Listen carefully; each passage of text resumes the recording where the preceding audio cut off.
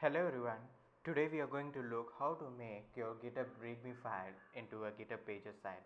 This is one of the great features for the developers to showcase their documentation as a website. Now I am gonna select this repository which was created to send mails with attachments to multiple members in my DSA community. I have my README file here. Now let me show you how to set up the GitHub Pages for this repository.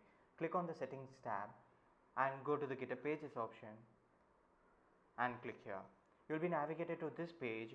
Select the branch and the directory where you need to save the config file of this GitHub Pages site and click save. This starts to deploy your README file as a website. Now let us choose a theme. There are a few pre-built web templates available.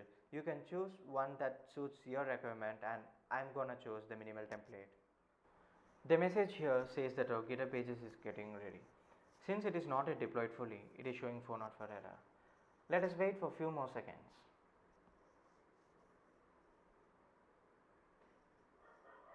Here we see the README file as a website without the theme. It is because the deployment with the theme is still in progress. So let us wait for a few more seconds. Let me refresh it once more and see, it says that the site has got published.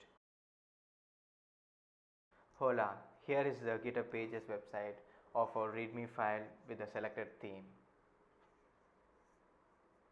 Now let me choose another theme from the same option here, and this time let me choose the Leap Day theme.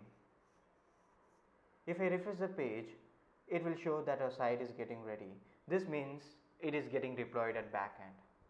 Our site is ready now, and here it is. It's really cool to see the changes getting deployed in a matter of seconds. And I feel GitHub Pages is really a cool feature, not only for making portfolio pages but also to showcase the project and API documentation as a website without much real development work. Thank you.